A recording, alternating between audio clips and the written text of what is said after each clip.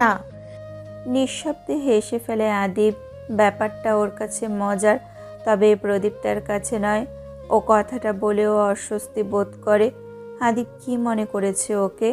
আদিব নরম গলায় বলল, তবে এক কাজ করতে পারেন, পরের বার আপনাকে ছোঁয়ার জন্য একটা বৈধ দলিল আমার নামে তৈরি করার চিন্তা ভাবনা করুন। ভয় নেই, আমি তখনও অনুমতি চাইব। আপনার অনুমতি আমার নিকট বেশি প্রাধান্যের। শীতল হয়ে আসে প্রদীপ্তার নাজুক চিত্ত। ও পুনরায় চোখ তুলে তাকাতে বাধ্য হয়। ওর মনে হচ্ছে ওর ভেতর দিয়ে ভালো লাগার স্রোতেরা উত্থাল পাত্থাল করে বয়ে যাচ্ছে। সুন্দর এক জীবনের আগমন বার্তার ঘোষণা দিচ্ছে অদূরে কেউ। প্রদীপ্তা আশ্চর্য, মহা আশ্চর্য। তার মতো একটা অবহেলায় লাঞ্ছনায় বেড়ে ওঠা মেয়েকেও কেউ এত গুরুত্ব দিতে পারে? এত প্রাধান্য, এত সম্মান পাওয়ার কথা কি ওর ছিল? এমনটা তো প্রদীপ্তা কোশমিনকালেও ভাবেনি। সহসা ও মিহি কণ্ঠে বলে, আপনি খুব গুছিয়ে কথা বলতে পারেন। আদিব বরাবরের মতো মোহ জড়ানো গলায় বলল, কি লাভ? সেই তো আপনি বারংবার এলোমেলো করে দেয়ার ফোন দিয়ে আটেন। প্রদীপ্তের হৃদস্পন্দন আরও বাড়ল। ও পলকহীন চোখে তাকিয়ে রইল শুধু। আদিব হাসল ফের। প্রদীপ্তার সারা আদলে গভীরভাবে চোখ বুলিয়ে নিল। প্রদীপ্তার অস্বস্তি হলো না অবধি, তবে লজ্জা বাড়ছে, খুব বেশি বাড়ছে। ও মুষ্টিবদ্ধ হাত দুটো আরেকটু দৃঢ়ভাবে চেপে ধরে। বরফের ন্যায় শক্ত হয়ে দাঁড়ায়। আদিব বলে, আমি আপনাকে যতটা মানি, সেই ক্ষেত্রে আপনার কি উচিত নয় আমার কথা একটু হলেও শোনা? কপালে হালকা ভাঁজ স্পষ্ট হয় প্রদীপ্তার। ও অস্পষ্ট সুরে বলল, জি। আদিব বলল, আপনাকে আমি বলেছিলাম পরপুরুষের সামনে চুল খোলা রাখবেন না, অথচ আপনি বাইরে গিয়ে ঘুরে এসেছেন। প্রদীপ্তা ঘাবড়ে যায়। ওর চোখ দুটো নিচে নেমে আসে। রুষা আজ নিজের ইচ্ছে মতো সাজিয়েছে ওকে। ওর কি করার? মেয়েটাকে না করার মতো হিম্মত ওর থাকলেও তো রুষা শুনতো না। প্রদীপ্তা কি বলবে বুঝতে পারে না। আদিব হাসলো, নরম গলায় বলল, আপনি ঘাবড়াচ্ছেন কেন? আমি বকছি আপনায়? প্রদীপ্তা মাথা নাড়ে দুপাশে, অর্থাৎ না। আদিব বলল, একটা অনুরোধ রাখুন, নিচে যাবেন না। ওখানে অনেক ছেলেরা আছে, ওরা আপনার দিকে তাকালে আমার হার্ট ব্রেক হবে। প্রদীপ্তা মানুষটার কাণ্ডে হতবাক। এত সহজভাবে কথাগুলো কি করে বলে আদিব? প্রদীপ্তা বুঝে পায় না। প্রত্যেকটা কথাই প্রচণ্ড অধিকার বোধের সহিত বলে ফেলে। প্রদীপ্তার হাসি পায়। ও নরম দৃষ্টি চেয়ে বলে, আপনি কথা সম্পূর্ণ করার আগেই আদিব সহজ স্বীকারোক্তি পোষণ করল। আমি ঈর্ষান্বিত হব, ভীষণ হিংসে হবে আমার। প্রদীপ্তা এবেলায় এসে নিজেকে দমিয়ে রাখতে পারল না। মাথা নিচু করে নিঃশব্দে হেসে ফেলল। সেই হাসি কারোর হৃদয় কাড়ল, বাড়ালো অন্তরে চলমান ভয়ঙ্কর তাণ্ডব। আদিব প্রদীপ্তার সামনেই বাঁ পাজরে হাত রাখল। পেইন হচ্ছে প্রদীপ্তা, মরে যাচ্ছি। প্রদীপ্তা কোনো মতে হাসি আটকালো। সরু নেত্রে আদিবের দিকে তাকিয়ে সংকীর্ণ আওয়াজে বলল, সামান্য হাসি দেখে কেউ মরতে পারে না। আদিব সাবলীলভাবে বলে, আমি পারি, যে কোনো সময় ইতিহাসের পাতায় নিজের নাম ছাপিয়ে দিতে পারি। লজ্জায় অপভ্রংশ গরম হয়ে ওঠে প্রদীপ্তার। ও দ্রুত চোখ নামালো, প্রসঙ্গ পাল্টে আমতা আমতা করল। আমি যাব। আদিব শব্দ তুলে হাসল। প্রদীপ্তার অন্তর্ভেদ করে দিয়ে হাসল। খুব শান্তভাবে বলল, পরে যান, আপনাকে দেখছি তো আমি। দ্বিগুণ লজ্জায় জমে বোধ হলো প্রদীপ্তা। হিমশীতল শিহরণ খেলে গেল ওর সমস্ত সত্তা জুড়ে। সেই সাথে হু হু করে বাইরে থেকে ছুটে এলো এলোমেলো হাওয়ারা। ফের ওরা ছুঁয়ে দিয়ে গেল দুজন মানবীকে। প্রদীপ্তা এবারও প্রসঙ্গ পাল্টালো। কাচুমাচু হয়ে দাঁড়িয়ে মিহি কণ্ঠে বলল, আপনাকে একটা কথা বলি, রেগে যাবেন না। আপনি আদিব ভাবলেশীনভাবে বলে, আমার আপনার উপর রাগ হতেই পারে না। প্রদীপ্তার চিত্ত জুড়িয়ে আসে, সিথিয়ে যায় অন্তঃপট। কি নিদারুণ আদিবের প্রতিটা কথা! এমন এমন শব্দগুচ্ছ একত্রিত করে বাক্য সাজায় আদিব, যা যে কোনো মেয়েকে মোহের ঘোরে ঠেলে নিতে পটু। প্রদীপ্তা খুব জড়তা নিয়ে প্রস্তুতি নিল কথাটা আদিবকে বলার। ও কণ্ঠ খাদে নামিয়ে বলল। আপনি রুষাকে বকবেন না। প্রদীপ্তা থামে। আদিব সচেতন কণ্ঠে বলে। আজকে যা ঘটিয়ে এসেছে তার জন্য। প্রদীপ্তার বক্ষপিঞ্জর ধরফরিয়ে ওঠে ও বিস্মিত নেত্রে তাকায় আদিবের দিকে। অবাক সুরে শুধায়। আপনি জানেন? আদিব ভাবলেশীনভাবে বলল। সায়ান বলল। গলাটা শুকিয়ে এলো প্রদীপ্তার। সায়ান কখন বলল আদিবকে? আদিবকে বলেছে যেহেতু, বাড়ির লোকেদের বলতে কতক্ষণ? সেই ভেবেই দমে এলো প্রদীপ্তার সকল অনুভূতিরা। তাতে রাজত্ব চালালো আতঙ্কেরা। সবাই জানলে রুষাকে খুব বকবে ভীষণ। প্রদীপ্তার ঘাবড়ে যাওয়া চিন্তিত মুখটা ভালোভাবে দেখে আদিব বলে ওঠে। আমি অবশ্যই ওকে বকতাম, তবে আপনার কথা অক্ষরে অক্ষরে পালন করাটা আমার কর্তব্য। প্রদীপ্তা ঠোঁট কামড়ে গভীর নেত্রে চাইল এবার। হৃদস্পন্দন বাড়ল আগের তুলনায় বেশি। ও অনুভব করলো আদিবের দৃষ্টি ওকে অতল গহ্বরে তলিয়ে নিয়ে যাচ্ছে, মস্তিষ্ক শূন্য করে দিচ্ছে। আদিব ফের মোলায়েম গলায় বলল। আপনি কখনো রুষাকে আমার কাছ থেকে বাঁচাচ্ছেন, তো কখনো অহিকে। আপনি আমার কঠোরতাকে নিজ হাতে নিয়ন্ত্রণ করছেন। আপনার জন্য পরবর্তীতে ওরা আমাকে ভয় পাওয়া বন্ধ করে দেবে। বলেই হেসে ফেলে আদিব। প্রদীপ্তার চোখ দুটো নরম হয়ে গেল। ও এর পৃষ্ঠে কি বলবে ভেবে পেল না। এটা কি অন্যায় হচ্ছে নাকি ন্যায়? আদিবকে এমনভাবে নিয়ন্ত্রণ করা কি ওর উচিত হচ্ছে? হয়তো হচ্ছে। প্রদীপ্তা এবেলায় এসে আর আদিবের নেশালো দৃষ্টি নিতে পারছে না।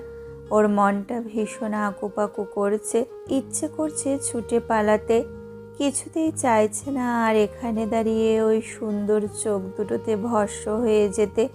প্রদীপ্তা শূন্য ঢোক গিলল। ও লম্বাটে পুরুষটার মুখ পানে আর মাথা উঁচু করে চেয়ে থাকলো না। নীরবে নামিয়ে নিল চোখ, মেঝেতে স্থাপন করলো দৃষ্টি। একটা বার শুধু আদিব যাওয়ার অনুমতি দিক, শুধু একবার। আপনার দাঁড়িয়ে থাকতে কষ্ট হচ্ছে প্রদীপ্তা, আপনি বসতে পারেন। প্রদীপ্তা নাকচ করলো, মিনমিনে গলায় বলল। আমি আপনার রুমে এসে বসে আছি, কেউ দেখলে কি বলবে? আদিব দীর্ঘশ্বাস ফেলল, হতাশ কণ্ঠে বলল। খুব বিরক্তির একটা কথা বলবে। ওনারা বলবে যে দুই ভাই বোন মিলে কি এত গল্প করছে। প্রদীপ্তা হেসে ফেলে আদিবের কথায়। বাড়ির কেউ দেখলে ঠিক এ কথাটাই বলবে। আদিব মন্ত্রমুগ্ধের মতো বলল। আপনাকে হাসতে দেখতে আমার ভালো লাগে, সব সময় হাসি খুশি থাকবেন। প্রদীপ্তার হাসি নিভে যায়। ও মাথা নিচু রেখেই বলে। আমি এখন যাই? আদিব গম্ভীর কণ্ঠে বলে। আছি, যাওয়ার এত তাড়া কিসের আপনার? আজই শেষ প্রদীপ্তা, কাল থেকে আর জ্বালাচ্ছি না আপনায়। শেষ কথাটা বলতে গিয়ে নরম হয়ে এলো আদিবের কণ্ঠস্বর। প্রদীপ্তার আদলের রং ফ্যাকাশে হয়ে যায়।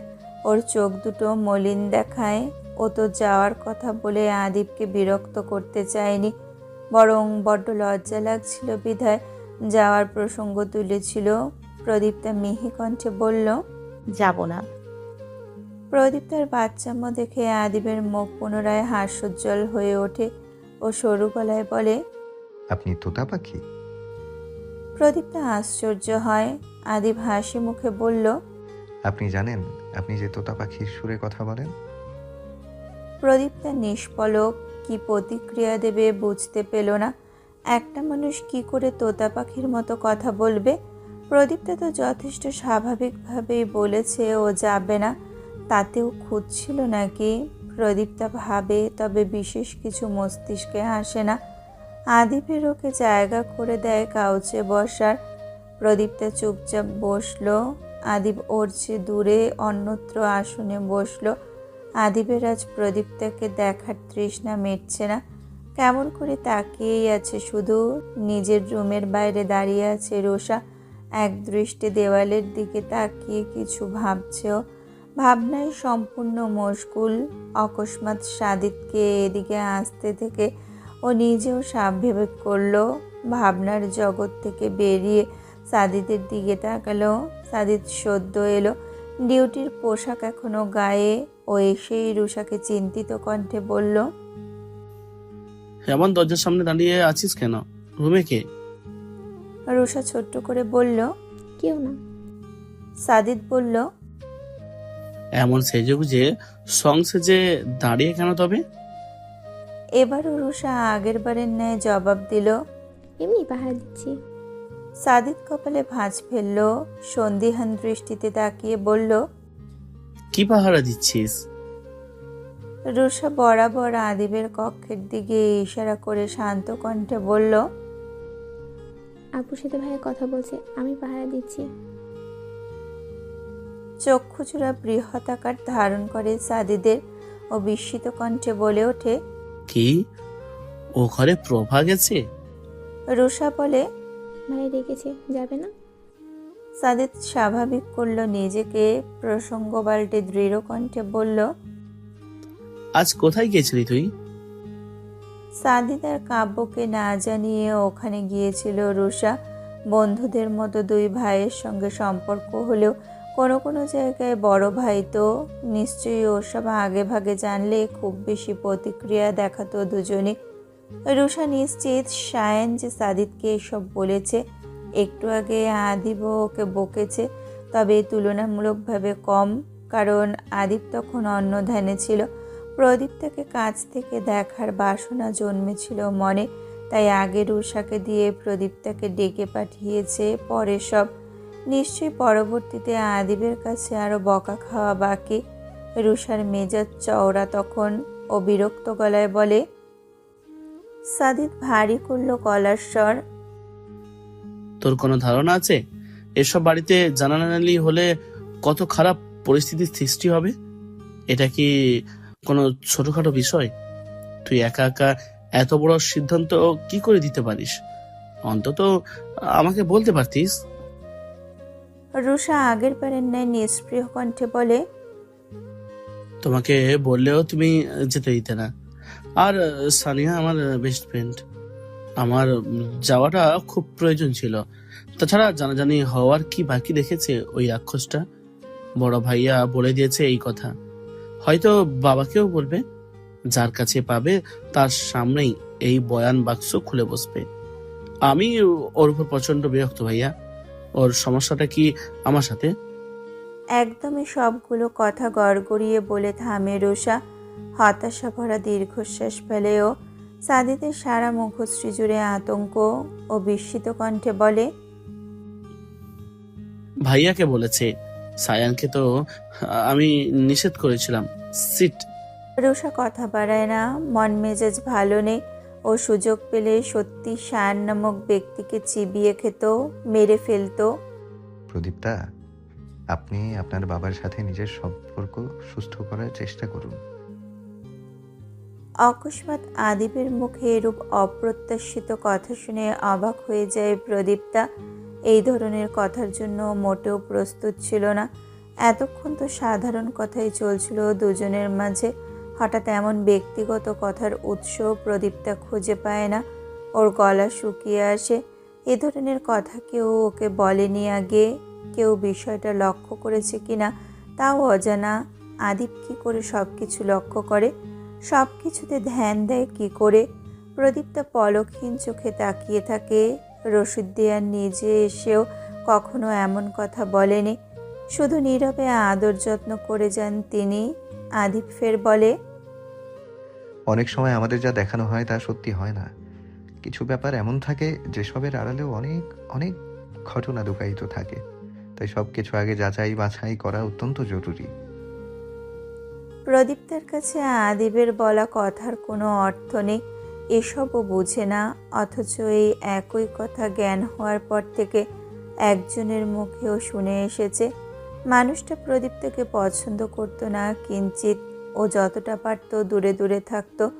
কাছে গেলে তিক্ত কথা শোনাতো। সেই তিক্ত কথা বলা মানুষটা প্রদীপ্তের খুব প্রিয় ছিল। ওর চোখের সামনে গম্ভীর রুক্ষ সেই চেহারাটা ভেসে ওঠে। চিন্তায় পড়ে প্রদীপ্তা, আদিবার সেই ব্যক্তি, দুজন একই কথা কি করে বলতে পারে? কি দেখানো হয়েছে তাকে যা আসলে সত্য নয়? প্রদীপ্তার মস্তিষ্ক ধরতে পারে না। অতর্কিত বাহিরে বৃষ্টি বর্ষণ শুরু হওয়ার ন্যায় অতর্কিতই শান্ত চিত্তটাকে উদ্বিগ্ন করে দিয়েছে আদিব। আদিব স্বাভাবিক কণ্ঠে বলে। আঙ্কেল আপনাকে খুব ভালোবাসে। মোটেও তা লোক দেখানো ভালোবাসা নয়, স্বচ্ছ কাচের ন্যায় পরিষ্কারভাবে। তাকে দেখে বোঝা যায় সে আপনাকে কতটা ভালোবাসে। আদিব একটু থামে। প্রদীপ্তার মনে হয় কি এমন ভালোবাসে রশিদ দেওয়ান তাকে, যে ভালোবাসার প্রকোপে ছোট থেকেই নিজের কাছ থেকে মেয়েকে এত দূরে রেখেছে, ওই জাহান্নামের মাঝে রেখে দিয়ে এসেছে। কেমন সেই ভালোবাসা, কেমন? প্রদীপ্তার অক্ষিপট ভরে ওঠে। ও রশিদ দেওয়ানের ব্যাপারে কোনো কথা শুনে নিজেকে সামলে রাখতে ব্যর্থ প্রতিবারই এবারও কান্না পাচ্ছে। অন্তরে বেদনার উপলব্ধি করতে পারছে। আদিবকে সান্ত্বনা দেয়। কাঁদবেন না, আমার সহ্য হবে না। আমি আপনাকে কাঁদানোর জন্য কথাগুলো বলছি না, বরং আমার অনুপস্থিতিতে যেন আপনার আর আঙ্কেলের মাঝে এমন অদৃশ্য দেয়ালের সম্পর্কটা না থাকে, তাই চাইছি। প্রদীপ্তা চোখ নামিয়ে নিল। দুফোঁটা অশ্রু গাল বেয়ে নেমে এসেছে। আদিবের করার কিছু নেই। ক্ষমতা থাকলে এই মুহূর্তে প্রদীপ্তার চোখের জল নিজ হস্তে মুছে দিত, তবে এই মুহূর্তে সেই দুঃসাহস করা বৈধ নয়। আদিব তপ্ত শ্বাস ফেলে ফের বলে, দেখুন, আপনার কাছে হয়তো এখন মনে হচ্ছে যে কেমন ভালোবাসে আপনার বাবা আপনাকে, আপনাকে যে সে এতদিন আপনাকে নিজের কাছ থেকে দূরে রেখেছে বা ঠিকঠাক যোগাযোগ অবধি করেনি। আদিব থেমে আবার বলে, তবে আমি বলবো আপনার এই সকল ভাবনা সত্যি অযথা। কেননা আপনার বাবার কাছে এতটুকু ক্ষমতা ছিল না যে তিনি গিয়ে যে কোনো সময় আপনাকে নিয়ে আসতে পারতেন। উনি অনেক চেয়েছে, বিশ্বাস করুন। কেউ দেখেনি, কিন্তু আমি দেখেছি আপনার জন্য ওনাকে বাচ্চাদের মতো কাঁদতে। আপনি জানলে অবাক হবেন, আপনার বাবা শুধুমাত্র আপনি আছেন বলে কখনো দ্বিতীয় সন্তানের আশা করেনি। কখনোই চায়নি যে কেউ আসুক, সে এসে আপনার স্থান দখল করে নিক। ওনার মনে এ ভয়টাও ছিল যে যদি মামুনির খোল আলো করে নতুন কোনো সদস্য আসে, তবে মামুনি আপনাকে এত ভালোবাসবে না যতটা এখন বাসছে। আপনি যেমন 19টা বছর সাফার করেছেন, মামুনি আর আঙ্কেল আপনার মতো ততটাই ব্যথিত মন নিয়ে অপেক্ষায় বসেছিল। প্রহর গুনছিল কবে আপনি আসবেন। আদিব ফের থামল। প্রদীপ তার অবাক চোখ জোড়া বেয়ে ঝর্ণার ন্যায় অশ্রু করাচ্ছে। ও হতবিহ্বল আদিবের প্রত্যেকটা কথায় বিস্মিত প্রচণ্ড। অবাকতারা পৃথিবী এলোমেলো করে দিচ্ছে প্রদীপ তার। এসব আদেও সম্ভব? কিন্তু কেন? রশিদ দেওয়ানের সে ক্ষমতা ছিল না? সে কি সচ্ছল নয়? ছিল তো, নয়তো মাসে মাসে মোটা অঙ্কের টাকা কখনোই পাঠাতেন না। যদিও বা সেই টাকার হকদার ছিল প্রদীপ্তা, তবে ভোগ করেছে বাকিরা। প্রদীপ্তার চোখে উদ্বিগ্নতা। ও নতুন কিছু জানছে, জীবনের সবচেয়ে আশ্চর্যজনক ব্যাপারগুলো। আদিব নরম গলায় বলে, আমি চাই না আপনি সেই বাবার কাছ থেকে দূরে দূরে থাকুন যে আপনার জন্য অনেক করেছে, করতে প্রস্তুত, যে আপনাকে নিয়ে অনেক ভাবে, যে আপনার মুখে একটিবার বাবা ডাক শোনার আশায় ভেতরে ভেতরে গলাকাটা মুরগির ন্যায় ছটফট করে। তাছাড়া আমি এও চাই না আপনি নিজের বাবাকে এত কাছে পেয়েও তার সঙ্গে এমন দুর্বল সম্পর্ক রাখুন। আমি আপনার সুন্দর জীবন চাই, যে জীবনে আপনি সব পাবেন, পরিপূর্ণ একটা জীবন যাকে বলে। প্রদীপ্তা তখনও নিজ ভাবনায় বোধ। ক্রমাগত অশ্রু ঝরছে গালবে, বুকে চিনচিনে ব্যথা করছে, চোখ জুড়ে হাজারো প্রশ্ন। ও ভেজা কণ্ঠে বলে, যে যদি এখন সত্যি হয় তবে উনি কেন আমাকে নিজের কাছে নিয়ে এলো না? বলতে বলতে গলা ধরে এলো ওর। কান্না পাচ্ছে খুব, খুব বেশি। আদিব কোমল কণ্ঠে বলল, সবকিছু আমি আপনাকে অন্য কখনো বলবো, আজ এটুকু থাকুক। নিজেদের মাঝে সবকিছু ঠিক করে নিন, আর আপাতত কান্না থামান। আপনাকে কাঁদলেও ভীষণ রকমের সুন্দর লাগে, তা দেখে আমি ঘাবড়ে যাচ্ছি। প্রদীপ্তা চোখ মুছল। ওর খারাপ লাগছে খুব। ভেতরে ভেতরে কিছু একটা ওকে খুবলে খুবলে খাচ্ছে। ভীষণ কান্না পাচ্ছে, তবে আদিবের সামনে কাঁদতে চাইছে না। ওর ইচ্ছে হচ্ছে এখনই পুরো ঘটনাটা শুনতে, তবে আদিব এখন বলবে না। প্রদীপ্তার কম্পিত শ্বাস ফেলল, নাক টেনে মলিন কণ্ঠে বলল, আমি রুমে যাব। আদিব এবার আর বাধা দেয় না, দাঁড়িয়ে যায়, সুযোগ করে দেয় প্রদীপ্তাকে যাওয়ার। প্রদীপ্তা উঠে দাঁড়ালো, পা বাড়ালো সামনের দিকে। তবে ওই যে আদিবের একটা বদ অভ্যাস আছে না, আঁচল টেনে ধরার, তা সে আজও করলো। পেছন থেকে টেনে ধরলো প্রেয়সীর শাড়ির আঁচলখানি। প্রদীপ্তা দাঁড়ালো, খুব শান্ত লোচনে তাকালো আদিবের দিকে। আদিব কেমন করে তাকিয়ে আছে, সমস্ত দৃষ্টি জুড়ে মাদকতা বিরাজমান। সহসা ও মোহবিষ্টিত কণ্ঠে বলে ওঠে, গুলিয়ে ফেলছি। আপনার অতুলনীয় রূপের কাছে আমি সত্যি নিজেকে সংযত রাখতে ব্যর্থ হচ্ছি প্রদীপ্তা। ওরা আমাকে অধৈর্যবান করে দিতে চাইছে, যা আমার নিয়মের বাইরে। রান্নাঘরের কাজে মগ্ন খানবাড়ির কর্ত্রীদের উদ্দেশ্য করে সেজতি মনমরা গলায় বলে, আমরা এসেছি বলে কি আদি রুষা ওরা খুশি না? ওরা দুই ভাই বোনের একজনও নিচে এলো না। রুষা হন্তদন্ত হয়ে চলে গেল। শীতল বেগম নীরবে তাকালেন সেজুতির দিকে। আদিবকে উনি ডাকতে গিয়েছিলেন। আদিব বলেছে একটু জরুরি কাজ আছে, শেষ করে আসবে। আর রুষার ব্যাপার তিনি জানেন না। রুমকি বেগম মৃদু হেসে বললেন, খুশি হবে না কেন? ওরা দুজনেই খুশি। আদিটা হয়তো কারোর সাথে কথা বলছে, জানিসই তো একদন্ডি স্বস্তি নেই। একের পরে এক আপডেট আসতেই থাকে সারাক্ষণ। আর রুষা কখন বাড়ি এলো? ওকে ডাকছি, দাঁড়াও। সেজুতি বেগম চুপ রইলেন বড় বোনের কথায়। রোদেলা বেগম তখনই এসেছিল এখানে। উনি সেজুতি বেগমের কথা শুনে তাকে বললেন, আদি আর রুষা দুজনেই তো বসার ঘরে। সাদিদ আর কাব্য সবে এলো। আদি তো আপনাকেই খুঁজছে। হাসল রুমকি বেগম, বললেন, যা, তোর ভাগ্নে খুঁজছে তোকে। জিজ্ঞেস করে আয়, দেখা করতে এত দেরি করলো কেন? সেজুতি বেগমও কিঞ্চিত হেসে চলে এলো। বর্ষার ঘরে আপাতত সব ক্ষুদে সদস্যরাই আছে। সঙ্গে অবশ্যই দুজন বয়স্ক মহিলা রয়েছে, একজন রোকসানা বেগমের শাশুড়ি আর একজন সেজুতি বেগমের। রোকসানা বেগমের বড় ছেলে আদিবের চেয়েও বড়, নাম নিহাল, আর মেয়ে স্নেহা রুষার বয়সী। কবিতা বেগমের দুই ছেলে, একজন সাদিদের সমান আর একজন রুষার চেয়ে একটু বড়ই হবে, নাম শান্ত আর সৌরভ। মিরান সাহেব আর রোদেলা বেগমের এক ছেলে সায়ান। সেজুতি বেগমের 3 ছেলে মেয়ে, 2 মেয়ে একজন ছেলে। ছেলেটা বড় হবে সাদিদের বয়সী, নাম ফারাজ, আর মেয়ে দুটো, একজন ওহির বয়সী আর একজন তার চেয়েও ছোট, নাম নুসাইবা আর ফারিজা। রোকসানা বেগমের স্বামী জয়নুল শেখ, কবিতা বেগমের স্বামী রিশাদ সারেং আজ উপস্থিত। সেজুতির স্বামী প্রবাসী বিধায় উনি অনুপস্থিত। এতগুলো মানুষের মাঝে বসে আছে আদিব। গম্ভীর মুখটা খুব স্বাভাবিক দেখাচ্ছে। টুকটাক সবার সাথে কথা বলায় নিজেকে ব্যস্ত রেখেছে আপাতত। কাব্য সাদিদরাও বিশাল গপ্প জুড়েছে সবার সাথে। সবকটা ছেলে মেয়ের সে কি উচ্ছ্বাস! অথচ রুষা মুখ ভার করে আদিবের পাশে বসে আছে তো আছে, ও স্নেহা নুসাইবার সঙ্গেও কথা বলছে না অবধি। অথচ স্নেহার সাথে ওর গলায় গলায় ভাব। নুসাইবা একটু ছোট হলেও ওর সাথে সুন্দর একটা সম্পর্ক আছে রুষার। আর ফারিজা তো আরও ছোট, ওকে খুব আদর করে রুষা।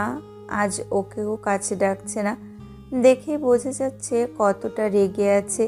একটু আগেও সানিহা কল করে খুব আফসোস করেছে ব্যাপারটা নিয়ে, ক্ষমা চেয়েছে, কারণ ওর জন্যই এত বড় ঝামেলায় পড়তে হলো রুষাকে। রুষা মোটেও এসবের জন্য সানিহাকে দায়ী করেনি, ও শুধু সায়ানের ওপর রাগ। সায়ান আর রুষা সেই ছোট থেকে ঝগড়া করে আসছে, যে যাকে যখন ফাঁসাতে পারে ওদের মাঝে সম্পর্ক এমন। সে যাই হোক।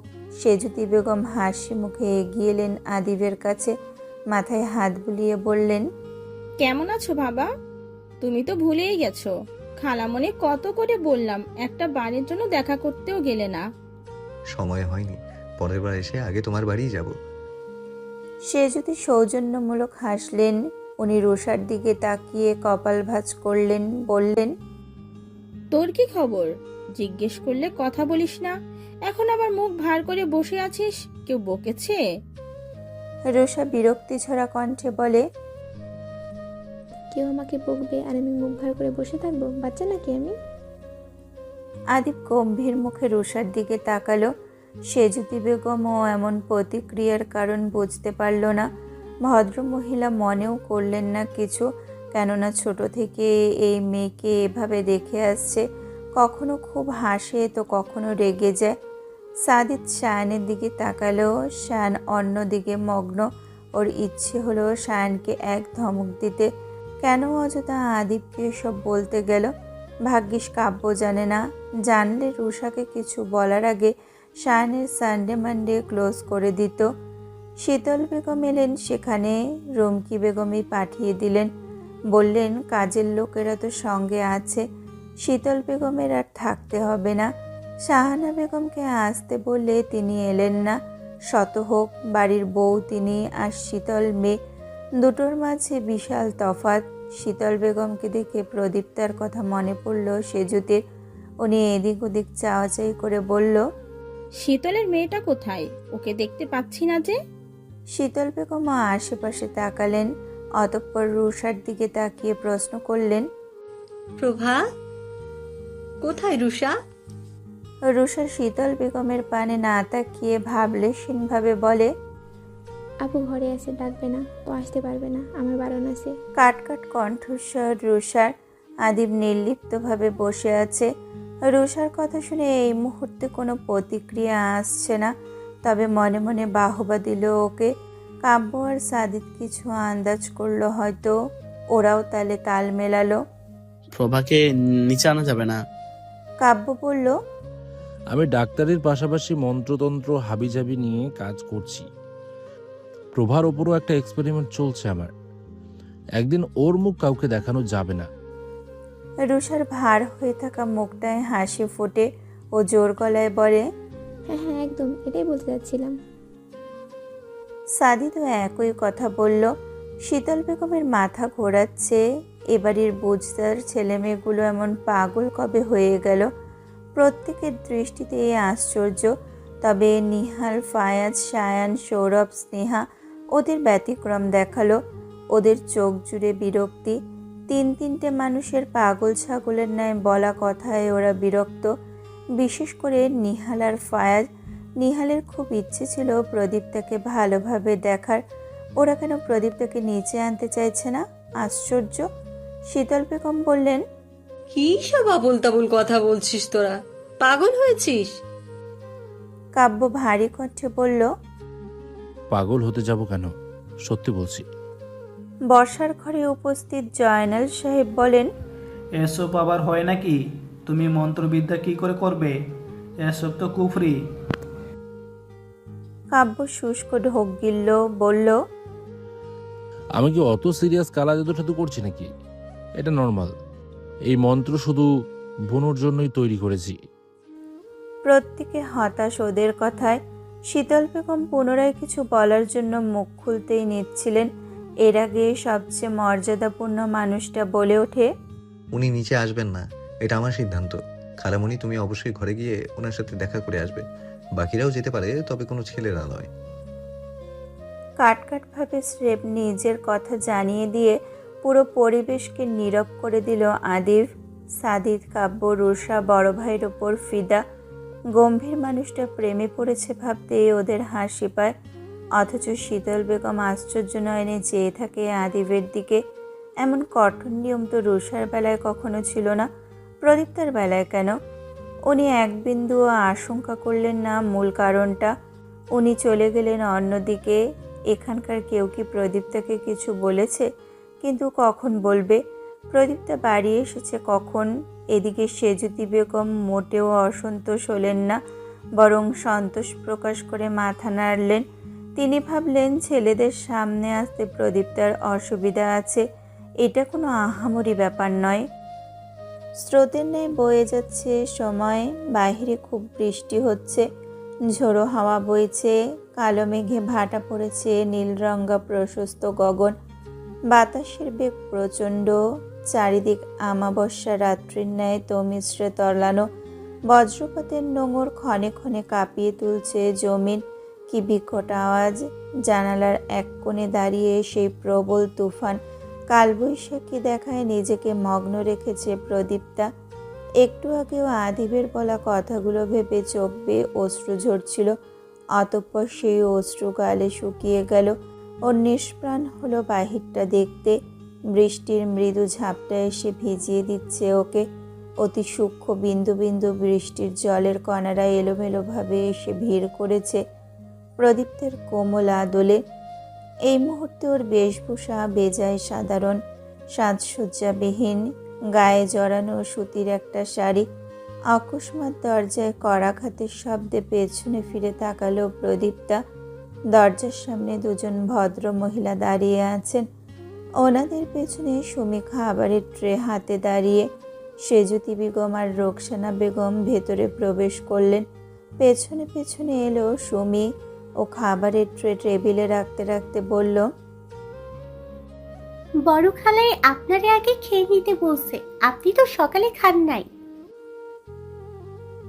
অর্ধেক শুদ্ধ অর্ধেক অশুদ্ধ করে কথার জগা খিচুড়ি বানানো সুমির এক প্রকার বদ অভ্যাস। তবুও যে চেষ্টা করে এই অনেক অপরিচিত দুটো মহিলার সামনে প্রদীপ্তা খাবার নিয়ে বাড়তি কথা বলতে পারল না, শুধু নীরবে সায় জানালো। সুমিও বেরিয়ে গেল রুম থেকে। সেজুদি বেগম আর রোকসানা বেগম খাটে বসলেন। প্রদীপ্তা তখনও জানালার কাছে দাঁড়িয়ে, তবে মুখ সামনের দিকে। সেজুদি বেগম মুখে সৌজন্যমূলক হাসি ফুটিয়ে বললেন, তখন তোমার সাথে কথা বলতে চাইলাম, কিন্তু রুষার জন্য হলো না, তাই এখন একটু এলাম তোমার সাথে দেখা করতে। কি নাম তোমার? প্রদীপ্তা নরম গলায় বলল, ভা। সেজুদি বেগম বললেন, খুব সুন্দর নাম। তুমি দাঁড়িয়ে আছো কেন? বসো, লজ্জা পেও না। আমি আধি আর রুষার ছোট খালামণি। সে সম্পর্ক বিবেচনা করলে তুমি নির্দ্বিধায় আমাদের পাশে বসতে পারো। ভদ্রমহিলা হাসি মুখে প্রতিটা কথা বললেন। প্রদীপ্তাকে যদি সেজুতি এত ভেঙে ভেঙে না বলতো, তাও প্রদীপ্তা আন্দাজ করতে পারত ইনি যে রুমকি বেগমের ছোট বোন। কথাবার্তায় সেই ধাঁচটা আছে। ওনাদের পরিবারের সবাই ভীষণ মিশুকে আর ভালো। প্রদীপ্তা গুটি গুটি পায়ে এগিয়ে গিয়ে চেয়ারের ওপর বসলো, নিজের মাঝে যথেষ্ট নম্রতা বিদ্যমান রেখে। রোকসানা বেগম খুব অনুশোচনা করে বললেন, তুমি নিশ্চয়ই আগেরবার আমাকে দেখেছো। দেখো, আগেরবার যা হওয়ার হয়েছে, তুমি এসব মনে রেখো না। আমি নিজের আচরণে অনুতপ্ত। প্রদীপ্তা আশ্চর্য হয়, ব্যস্ত গলায় বলে, আপনি এসব কেন বলছেন? আমার তো কিছু মনেও নেই। রোকসানা বেগম দীর্ঘশ্বাস ফেলেন, মায়া ভরা কণ্ঠে বলেন, তুই খুব ভালো মেয়ে প্রভা, তা কেমন আছো? প্রদীপ্তা মিহি কণ্ঠে জবাব দেয়, ভালো। সেজুতি বেগম খুঁটিয়ে খুঁটিয়ে দেখলেন মেয়েটাকে। উনি এর মাঝে কোনো চঞ্চলতা ও উগ্রভাব খুঁজে পেলেন না। নিজের চোখের সামনে এই যুগে এসেও অত্যন্ত সাবলীল নম্র একটা মেয়েকে আবিষ্কার করলেন যেন। উনি শুধায়, কোন ক্লাসে পড়াশোনা করছো? প্রদীপ্তা আগের ন্যায় কণ্ঠ নরম রেখে বলে, উচ্চ মাধ্যমিক দিয়েছি এবার। সেজুতি মোলায়েম গলায় বলেন, নানা বাড়িতে? ওপর নিচ মাথা নাড়ে প্রদীপ্তা, অর্থাৎ হ্যাঁ। পাশ থেকে রোকসানা বেগম বলে ওঠেন, নানা বাড়িতে কে কে আছে তোমার? সাধারণত এই প্রশ্নটা কেউ প্রদীপ্তাকে করেনি কখনো। এই বাড়ির কেউই ওর নানা বাড়ির সম্পর্কে বিন্দুমাত্র আগ্রহী নয়। প্রদীপ্তা নিজেও এখানে আসার পর একটা বারের জন্য ওদিকের মানুষের সঙ্গে যোগাযোগ করার চেষ্টা করেনি। ওখান থেকে ওর সাথে যোগাযোগ করার চেষ্টা কেউ করবে না, এটা তো স্বাভাবিক। প্রদীপ্তা তা ভালো করেই জানতো। ও বলল, নানু, মামা, মামি আর ভাই বোনেরা আছে। মাঝে মাঝে খালা আসেন, অনেকদিন থাকেন, তারপর চলে যান। সেজুতি বেগম আর রোকসানা বেগম আরও কিছু সাধারণ প্রশ্ন করল প্রদীপ্তাকে। প্রদীপ্তাও ভদ্রভাবে সেগুলোর উত্তর দিল। এমনভাবেই কথোপকথন চলল তাদের মাঝে। কিয়ৎক্ষণ অতিবাহিত হয় এভাবে। হুট করেই প্রদীপ্তার মনে হলো ওর সামনে বসা মহিলাদের ছাড়াও কেউ ওকে দেখছে। প্রদীপ্তা চকিত তাকালো দরজার দিকে। ওর সরাসরি চোখাচোখি হয় আদিবের সঙ্গে। ও হতবাক, উনি কখন এলো? ও দেখলো আদিবের পেছনে অন্যত্র কেউ এসে দাঁড়াতে আদিব পর্দা টেনে দিল। কোনো ছেলের কণ্ঠস্বর শোনা যাচ্ছে। বোঝা গেল ওরা চলে যাচ্ছে সেখান থেকে। প্রদীপ্তা সন্তর্পণে তপ্ত শ্বাস ফেলল। ও আগে ভাবতো আদিব রকচটা ভীষণ গম্ভীর একটা মানুষ, কিন্তু আজ হুটহাট ওকে পাগল মনে হয় প্রদীপ্তার। কিন্তু যখনই এ কথা ও ভাবে সঙ্গে সঙ্গে সতর্ক হয়ে যায় চিত্ত। আদিব প্রদীপ্তার চিন্তা ভাবনার কথা শুনলে কতটা খারাপ ভাববে ওকে, নাকি তখনও বলবে আপনার মতো ভালো আমার আর কাউকেই লাগে না প্রদীপ্তা। নিহাল আর আদিবের ছোট থেকে সম্পর্ক ভালো, দুজন আত্মার বন্ধু বলা চলে। নিহাল আদিবের চেয়ে বড়, ওর বিয়ে হয়েছিল আবার আলাদাও হয়ে গেছে। 2 বছরের একটা মেয়ে আছে, মেয়েটা মায়ের কাছে থাকে, অথচ ওদের প্রেমের বিয়ে ছিল। 2 পরিবারের মধ্যেই বিয়ের অনুষ্ঠান করে ঘরে তুলেছিল প্রাক্তন স্ত্রী বর্ষাকে। পেশায় নিহাল একজন ব্যবসায়ী, বিদেশ থেকে দামি পণ্য রপ্তানি করে নিজের দেশের ধনী ব্যক্তিদের কাছে তা বিক্রি করা ওর প্রধান কাজ। তাছাড়া অন্যান্য দেশেও সে সকল পণ্য সামগ্রী রপ্তানি করা হয়। পানির গ্লাসটা হাত থেকে নামাতে নামাতে নিহাল বলে, এবার এতদিন ছুটি কাটানোর কারণ বললি না তো। আমি ভেবেছিলাম বিয়েটি করবি হয়তো, তাও করলি না, অযথা চলে যাচ্ছিস। আদিব শান্ত ভঙ্গিতে বলল। এমনই থাকতে ইচ্ছে হলো। নিহাল ভাবান্তর মুখে বলল, শুনলাম ওদিকের অবস্থা কেমন কেমন যেন, সত্যি নাকি? আদিব বলে, একটু আছে। তোকে কে বললো? পত্রিকা কিংবা খবরের চ্যানেল অবশ্যই না। নিহাল হাসল ক্ষীণ, বলল, আরে না, যে জাহাজের সাথে আমার কন্ট্যাক্ট আছে সে জাহাজের এক লোক বলল। আদিব নির্লিপ্ত কণ্ঠে বলে, আমার আর সাধারণ কর্মীদের মাঝে আকাশ পাতাল পার্থক্য নেই কি? নিহাল মাথা ঝাঁকায়। আলবাত আছে, এই জন্যই তো স্বয়ং তোকে জিজ্ঞাসা করলাম। যা রিক্সের কাজ নিয়েছিস প্রতিনিয়তই চিন্তা হয়। আদিব সহজভাবে বলে, আমার হয় না। নিহাল ফোঁস করে শ্বাস ফেলে। চিন্তা হয় না বলেই তো দিব্যি আছে, নয়তো সর্বক্ষণ মৃত্যুকে কাছ থেকে দেখে কোন মানুষটা শান্ত থাকতে পারে। নিহাল অন্য প্রসঙ্গ আনলো, বিয়ে নিয়ে কিছু ভেবেছিস? আদিব সাবলীলভাবে বলল, মা মেয়ে দেখছে। নিহাল অপ্রসন্ন ভঙ্গিতে বলে, লাভ কি? তোর মনের মতো তো হয় না, তার সে নিজেরটা নিজেই পছন্দ করলে পারিস। এতগুলো দিন বাড়ি ছিলে, সময় করে গিয়ে গিয়ে মেয়ে দেখে এলেও তো পারতি। আদিব গভীর দৃষ্টি স্থাপন করলো নিহালের দিকে। স্থবির হয়ে যেতে দেখা গেল ওকে। নিহাল অপ্রস্তুত হলো আদিবের এমন চাহনিতে। কোনো ভুল কিছু বলেছে নাকি এই নিয়ে চিন্তায় পড়ল। অন্য সময় যেমন তেমন শেষ বেলায় এসে আদিবকে রাগিয়ে দেওয়ার কোনো ইচ্ছে নেই ওর। সহসা আদিব স্বাভাবিক কণ্ঠে বলে ওঠে, আমার পছন্দ ভিন্ন, আমি উত্তম কিছু প্রত্যাশা করি। আশা রাখি আমার পছন্দ আমার পরিবারের প্রত্যেকের পছন্দ হবে। আদিব একটু থামে। নিহাল আগ্রহী নেত্রে চেয়েছে। আদিব ফের বলল, নির্দ্বিধায় আমি যাকে পছন্দ করি সে সবচেয়ে ভিন্ন, আমার দেখা সর্বোত্তম এবং সবচেয়ে শ্রেষ্ঠ নারী। আমি মনে করি ওনার যে উত্তম জীবনসঙ্গী আমার জন্য অন্য কেউ হবে না। আমি পরের বার এসে বিয়ে করছি। গগন কাঁপিয়ে বজ্রপাত হলো। সে সাথে নিহালও বিস্ময়ে হতভম্ব হয়ে পড়ল। ওর চক্ষু জোড়ার আকার আপনা আপনি বৃহৎ হয়ে এলো। ও অবিশ্বাস্য কণ্ঠে বলল, তোর কাউকে পছন্দ আছে? খুব নির্বিকার শোনালো আদিবের কণ্ঠস্বর। আছে। আরেকটু আগ্রহী দেখায় নিহালকে। ও চোখ মুখে এক ঝাঁক বিস্ময় নিয়ে অবাক কণ্ঠে শুধালো, কে? আদিব বলল, নো ওয়ান। নিহাল উদ্বিগ্ন কণ্ঠে বলে, এই মাত্র না বললি আছে? বল না, কাকে পছন্দ তোর? আগে তো বলিসনি। মামা মামিকে বলেছিস? কেউ জানে? আদিব গম্ভীর গলায় বলে, এই ব্যাপারটা এখানেই ক্লোজ করলেই ভালো নিহাল। সন্ধ্যায় খানবাড়ির সকলের ব্যস্ততা চেপে এলো। অতিথিরা বিদায় নিয়ে চলে গেছে। থাকতে বলা হলে ওনারা কেউই থাকেননি। আকাশের অবস্থা আজ খারাপ বিধায় যত দ্রুত সম্ভব বেরিয়ে গেছে। যে কোনো সময় দুপুরের ন্যায় আবার বৃষ্টি শুরু হতে পারে, এই শঙ্কায় জলদি চলে গেলেন তারা। সারাদিন পর চার দেওয়াল ছেড়ে বেরিয়ে নিচে এলো প্রদীপ্তা। আদিব মানা করার পর ভুল করেও বেরোবার কথা ভাবেনি, ইচ্ছেও হয়নি। ও সারাটা সময় উপন্যাস পড়ে কাটিয়েছে। তাছাড়া অতিথি হিসাবে যে সকল মেয়েরা এসেছিল তারা প্রত্যেকে রুষার সঙ্গে প্রদীপ্তার ঘরে গিয়েই বসেছিল। ওদের সাথে টুকটাক কথাবার্তা বলেও বেশ অনেক সময় কেটেছে। খাবার দাবারও ওপরে পাঠিয়ে দিয়েছিলেন শীতল বেগম।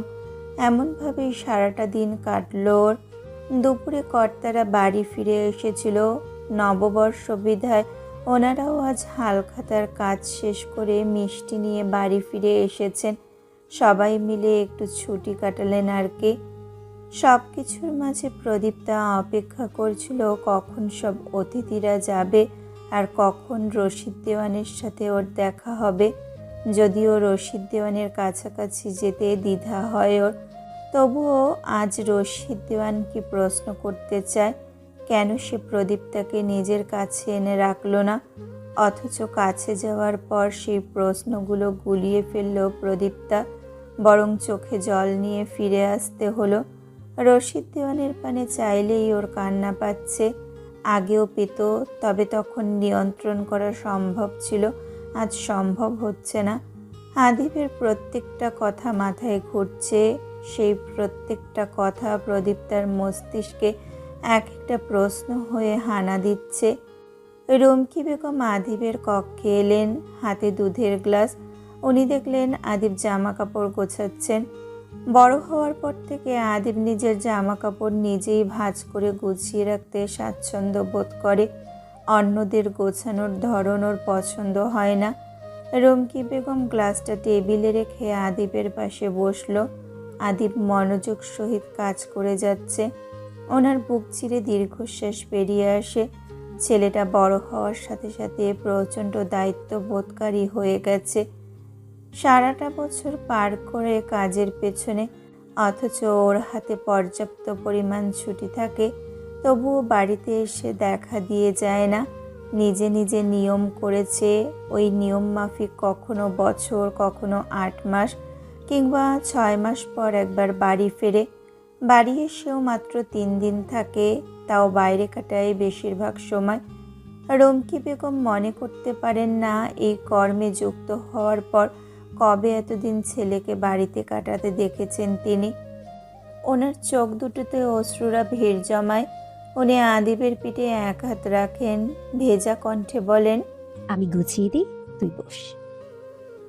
আদিব মায়ের শুকনো মুখ পানে তাকালো এক পলক, অতঃপর চোখ সরিয়ে নিয়ে নরম কণ্ঠে বলল, আমিই করছি মা।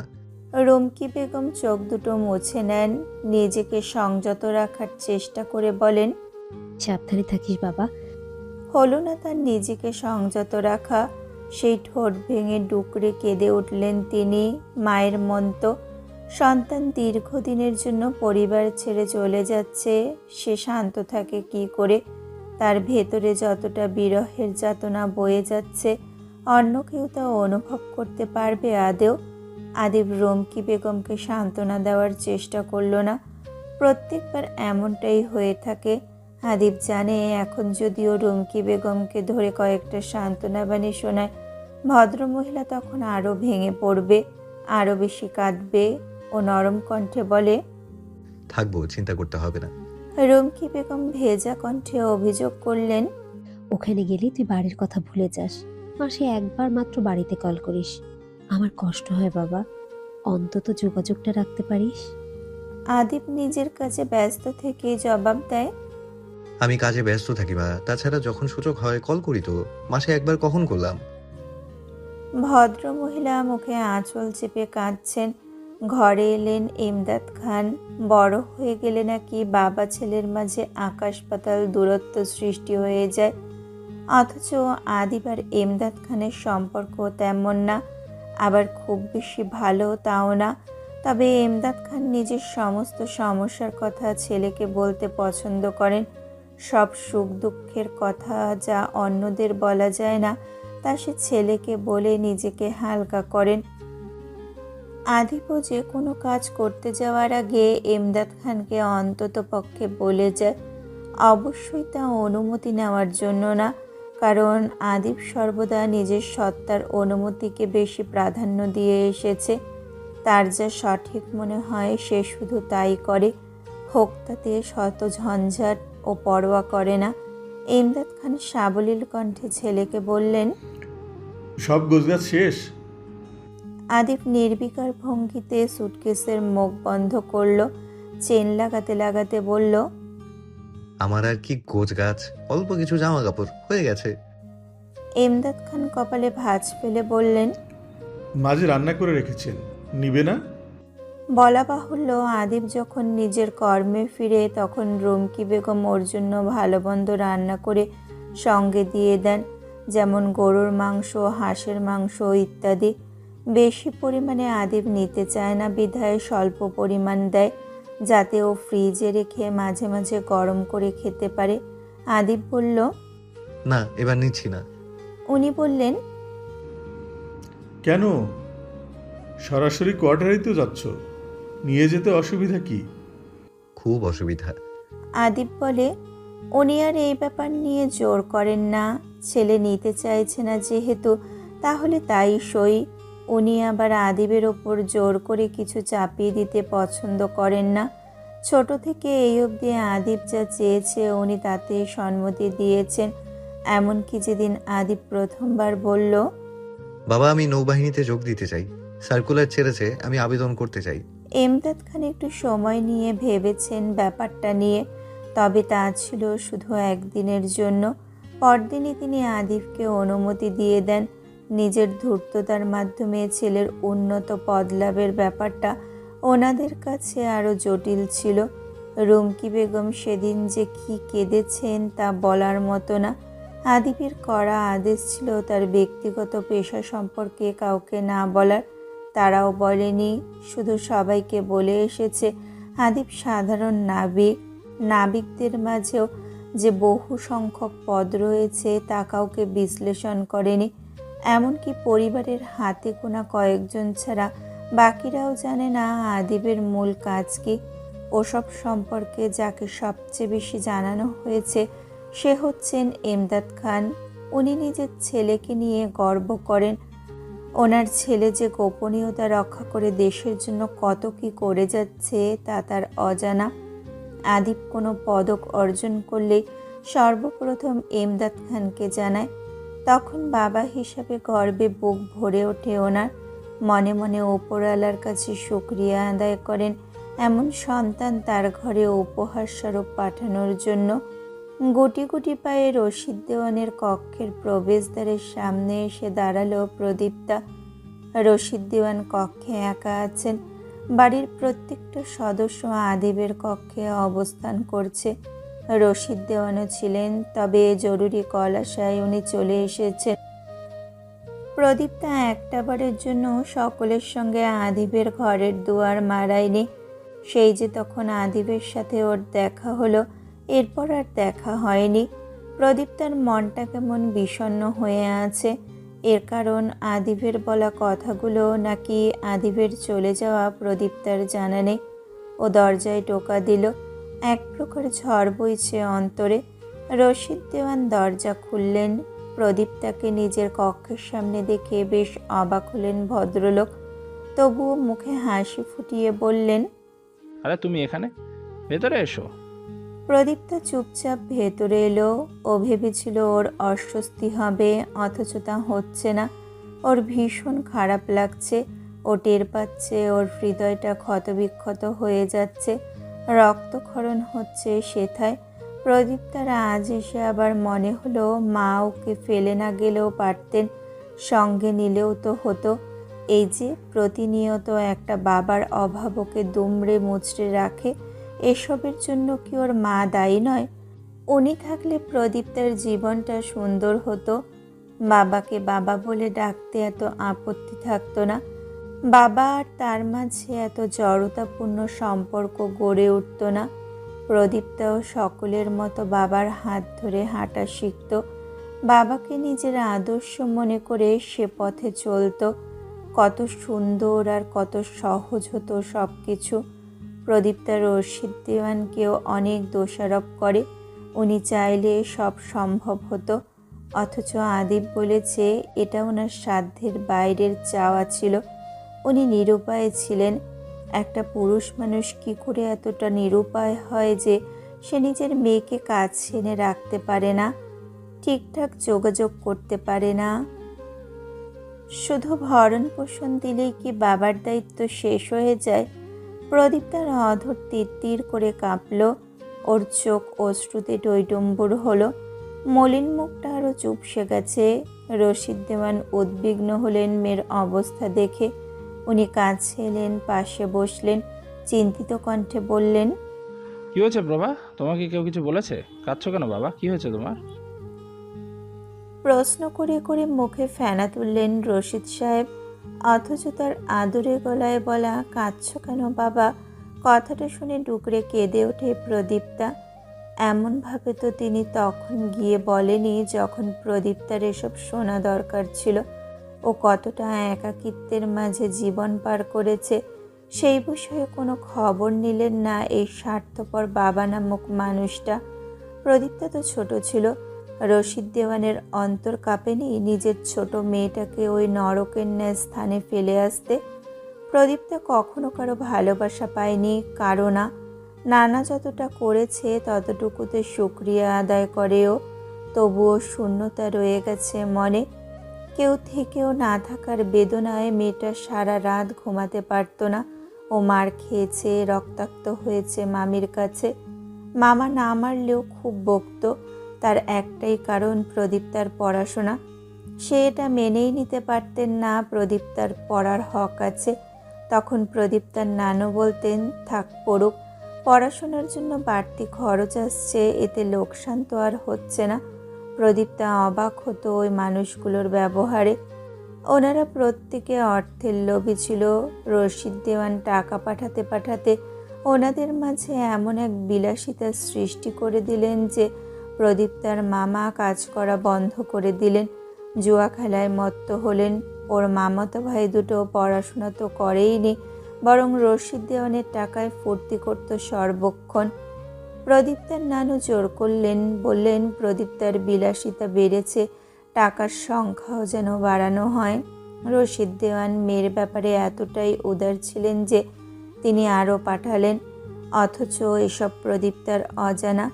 ওকে সবসময় শুনতে হয়েছে যে রশিদ দেওয়ান খুব স্বল্প পরিমাণ অর্থ পাঠায়, মাঝে মাঝে তাও দিতে গিয়ে নানান কটূক্তি শোনায়। প্রদীপ্তার জীবনে একটা দারুণ ইচ্ছে ছিল, ও অনেক পড়বে, ডাক্তার হবে।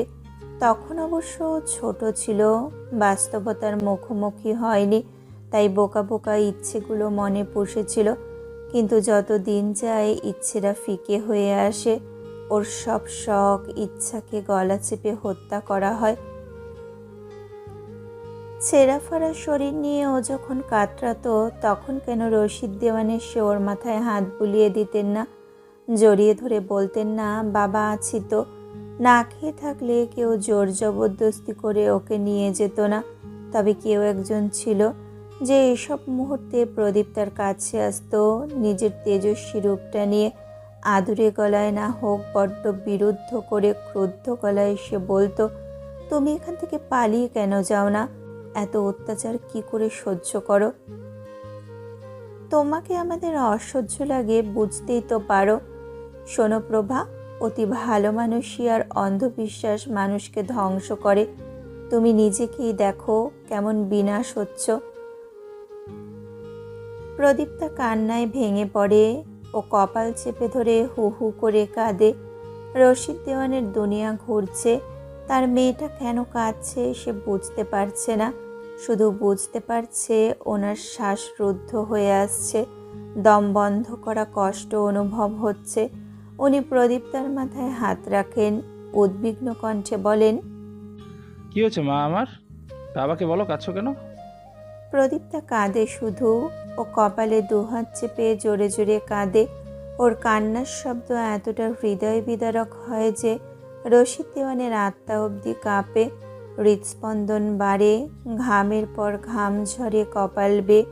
সহসা প্রদীপ্তা কাঁদতে কাঁদতে বলে ওঠে, আপনার রুহ কাঁপেনি বাবা নিজের মেয়েকে ওই রকম একটা জায়গায় একা ফেলে আসতে? হয়তো লণ্ডভণ্ড হয়ে গেলেন রশিদ দেওয়ান। হৃদয় বিদারক যাতনায় বুকটা কেঁপে উঠল।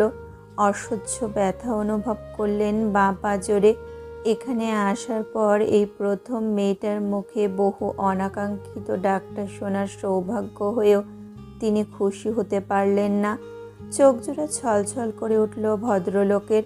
ওনার মনে হচ্ছে ওনার হৃৎপিণ্ডটা কেউ টেনে ছিঁড়ে বের করে আনছে। মর্মান্তিক যন্ত্রণা ওনাকে খুবলে খাচ্ছে। প্রদীপ্তা অশ্রুসিক্ত নয়নে রশিদ দেওয়ানের দিকে চাইল, ভেজা কণ্ঠে বলল, আমাকে কেউ ভালোবাসেনি বাবা, কেউ না। মেয়েটা অসহায়ের মতো কাঁদছে।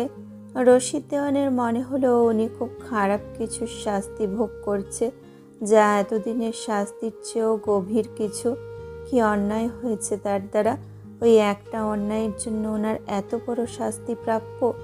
শুধু প্রদীপ্তাকে ও বাড়িতে রেখে আসা ওনার জীবনের এত বড় অভিশাপ হবে জানলে উনি এই ভয়ঙ্কর কাজ কখনোই করতেন না। ওনার পুরো শরীর কাঁপছে, হৃদযন্ত্রণায় আত্মা উড়াল দিতে চাইছে। উনি কম্পিত হাতে মেয়েকে জড়িয়ে ধরেন। প্রদীপ্তার কান্নার গতি বাড়ে।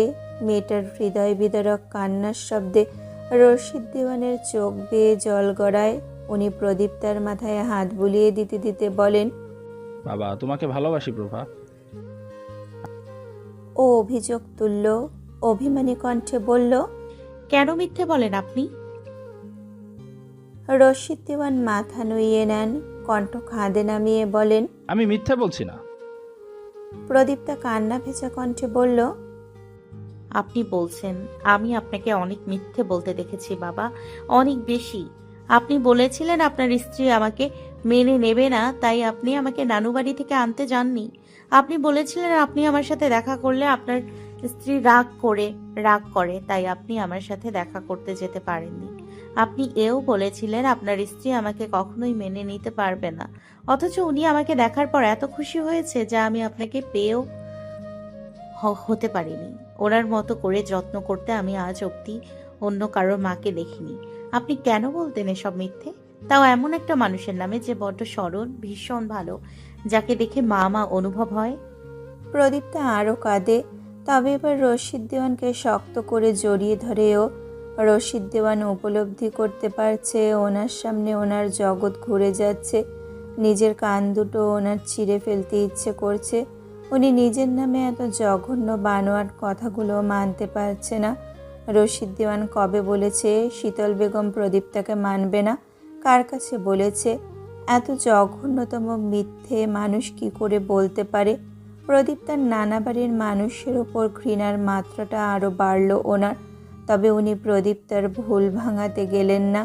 নিশ্চয়ই প্রদীপ্তাকে সে সমস্ত কথাগুলো বললে প্রদীপ্তা বিশ্বাস করবে না, কেননা ওকে তো ছোট থেকে ও বাড়ির লোকেরাই বড় করেছে। সে যেভাবেই হোক নিজেদের কাছে রেখেছে। তো উনি অসহায়ের ন্যায় বলল, সত্যি বাবা তোমাকে ভালোবাসে প্রভা। প্রদীপ্তা রশিদ দেওয়ানের বুকে মাথা রেখে কেঁদে যায়। শুধু ওর অনেক দিনের ইচ্ছা ছিল ওর বাবার বুকে মাথা দিয়ে অনেক কাঁদবে, এতটা কাঁদবে যতটা কাঁদলে চিত্ত নিংড়ে সমস্ত কষ্টটা বেরিয়ে আসবে। সেই কষ্ট আর ছুঁয়ে দিতে পারবে না ওকে। আপনি আমাকে কেন নিজের কাছে এনে রাখলেন না? কেন আমার সাথে কথা বলতেন না? কেন দেখতে যেতেন না? কেন এতদিন পর এসে আপনার মনে হলো আপনার একটা মেয়ে আছে যাকে আপনার প্রয়োজন? কেন বলুন? রশিদ দেওয়ান জবাব দিতে পারল না। সে এক বিরাট ইতিহাস। ওনার মতে ওসব সম্পর্কে উনি প্রদীপ্তাকে বলতে গেলেও বৃথা যাবে। কি দরকার অবিশ্বাসের পাল্লা ভারী করার? এমনিতেই তো মেয়েটার চোখে সবচেয়ে অপরাধী হয়ে বসে আছে, বিনা দোষের অপরাধী। সেজন্য আজ ওনাকে বহুত অনুশোচনায় ভুগতে হচ্ছে। সেই অনুশোচনায় উনি দগ্ধ হচ্ছেন ভেতরে ভেতরে। কাকে বলবে এসব কথা তিনি? মেয়ের মুখ থেকে এ ধরনের কথা শুনে আদেও তার কেমন অনুভব হচ্ছে সেই সব কাকে বোঝাবে?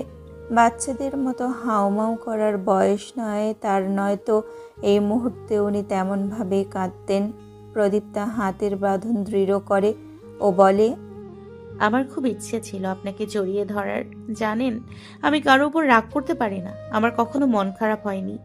আমি জীবনে শুধু একজনের উপর অভিমান করেছি, সেই মানুষটা আপনি। খুব বেশি অভিমান আপনার উপর আমার।